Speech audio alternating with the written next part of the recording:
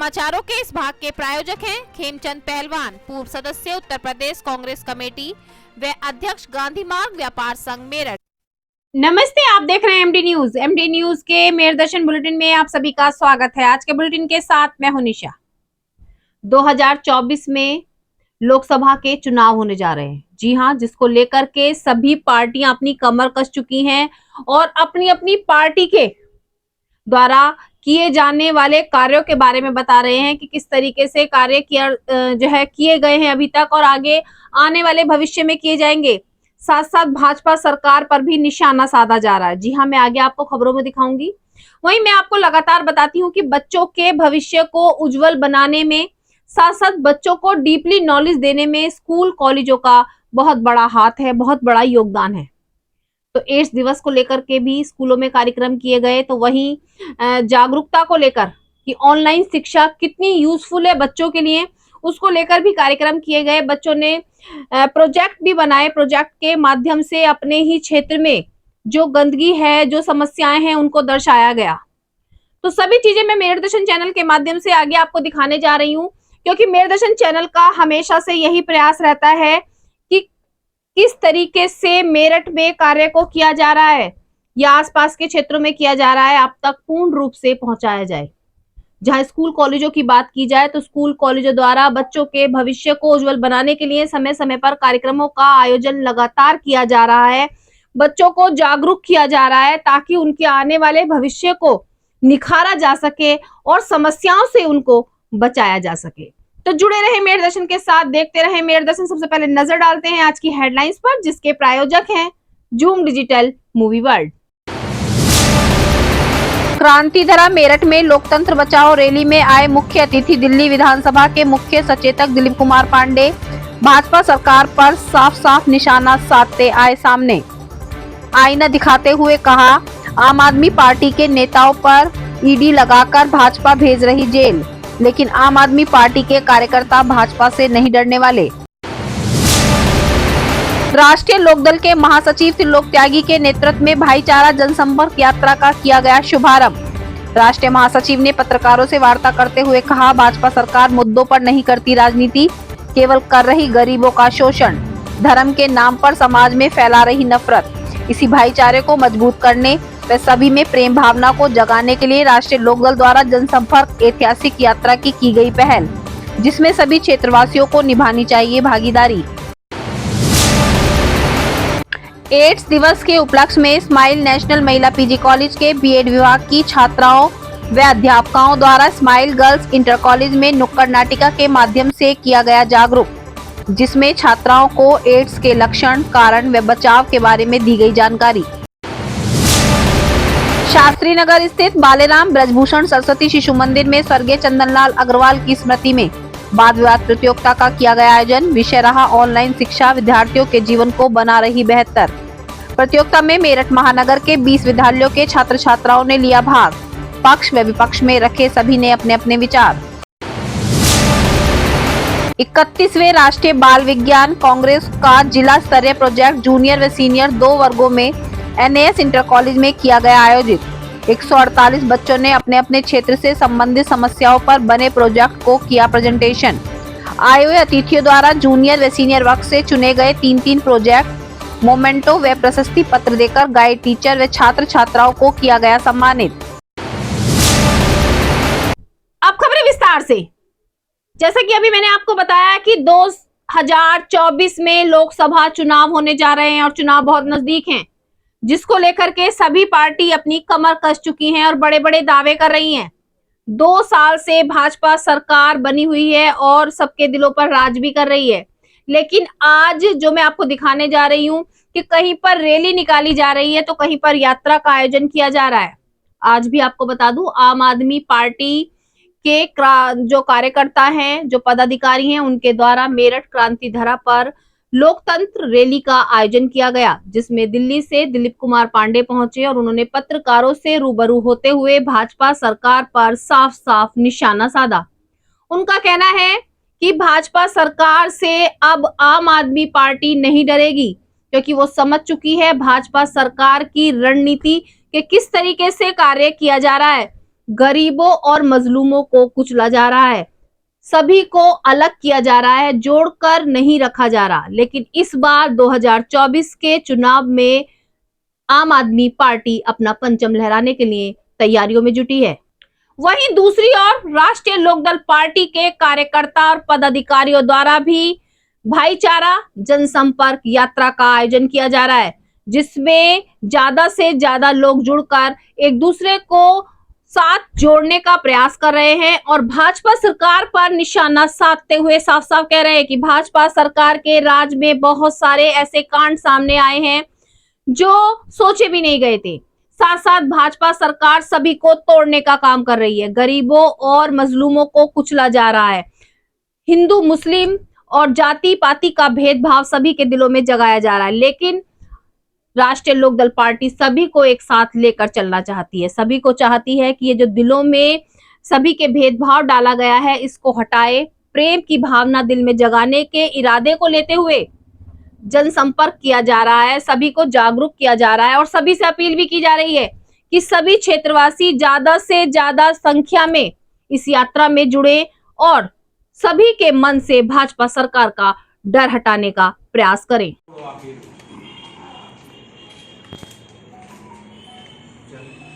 ठीक है सानू भाई, मतलब 2:30 बजे मानी ये 5 विधानसभा कब तक कर देंगे कंप्लीट? 2:30 महीना मतलब आराम से रुकते डेली 25 किलोमीटर। तो ये मतलब पूरे मतलब वैसे वेस्टर्न में एक साथ कल से मतलब शुरुआत होने जा रही है, मतलब अपने यहाँ हो रही है कल से? मेरठ से कल शुरुआत हो रही है 5 विधानसभा।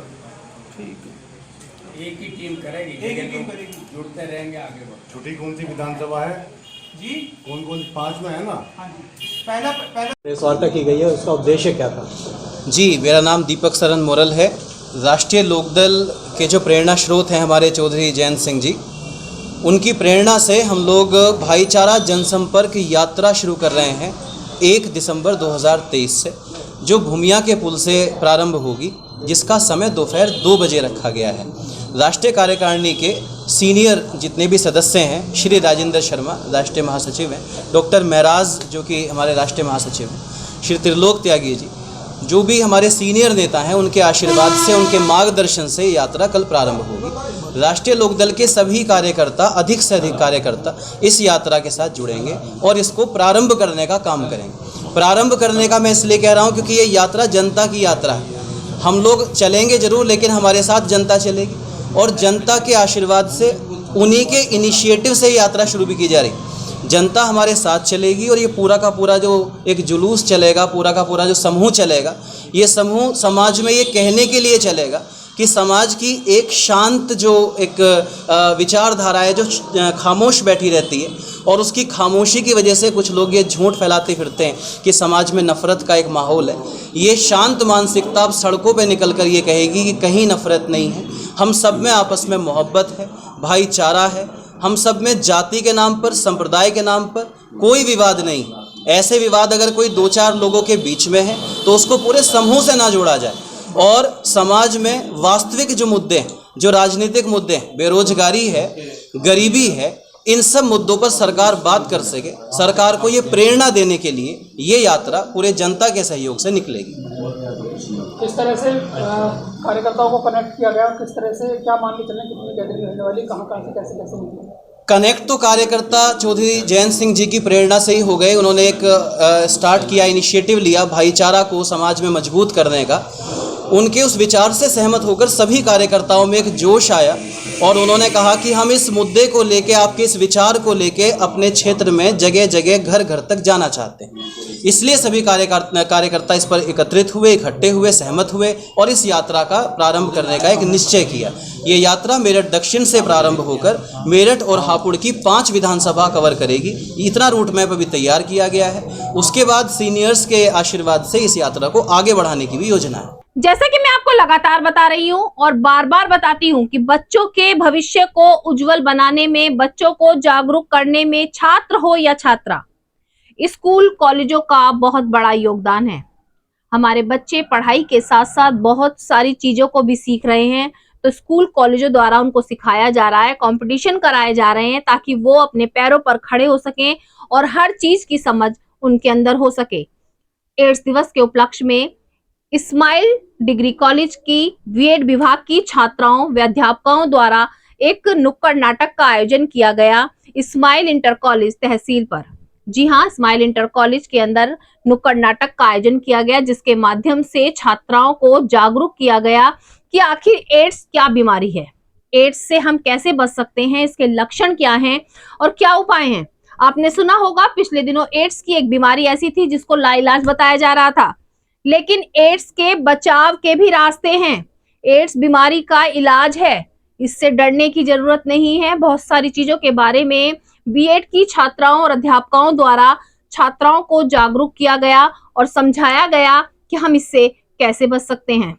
एड्स पीड़ितों का रखो मान, एड्स पीड़ितों का रखो मान, कदम कदम पर दो उनको सम्मान, कदम कदम पर दो उनको सम्मान। जो सुरक्षा से दोस्ती तोड़ेगा, जो सुरक्षा से दोस्ती तोड़ेगा, देखना वो भी एक दिन दुनिया छोड़ेगा।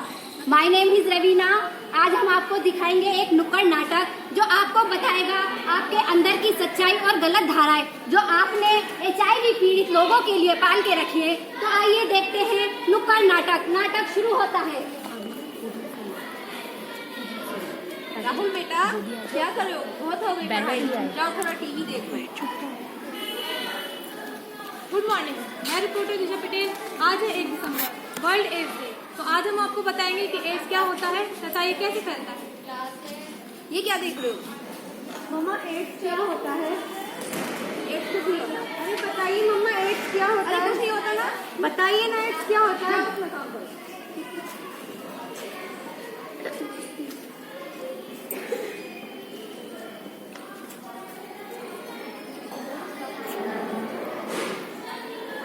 पापा, एड्स क्या होता है? एड्स कुछ नहीं होता। पापा बताइए ना, एड्स क्या होता है? अरे कुछ नहीं होता। अरे पापा बताइए ना, एड्स क्या होता है? तो देखा आपने, माँ बाप अपने बच्चों को एड्स के बारे में जानकारी देने से कतराते हैं।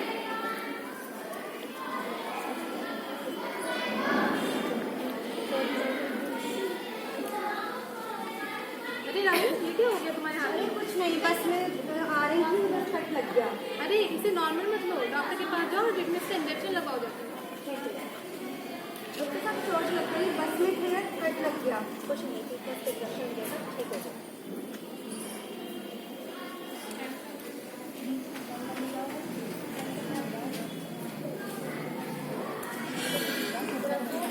डॉक्टर साहब, ये इंजेक्शन तो आपने सुबह भी दूसरे मरीज को लगाया था ना? ऐसा कुछ नहीं होता है, शांत रहो। तो देखा आपने, एक लापरवाह डॉक्टर के एक इंजेक्शन दोबारा इस्तेमाल करने से एक मासूम की जान भी जा सकती है। 10 साल बाद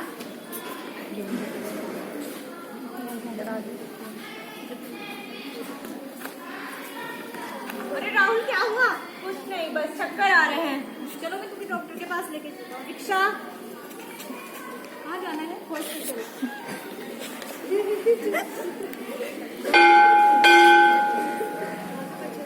चक्कर आ रहे हैं, खाना खाया था ना? मेरे साथ ही करा था, ब्लड टेस्ट देना था।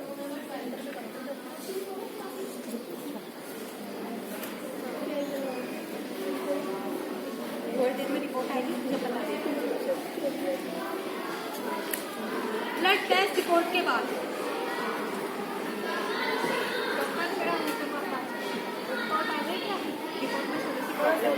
क्या मलेरिया है कि डेंगू है?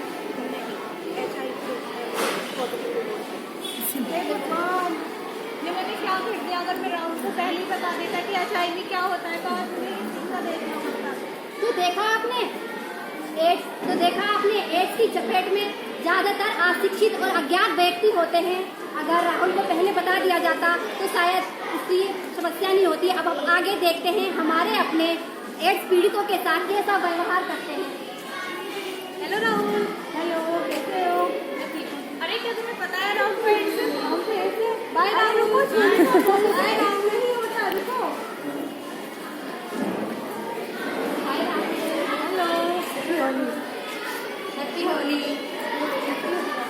अरे आपको पता नहीं राहुल को एड्स है? क्या? राहुल को एड्स नहीं होता। बाय राहुल।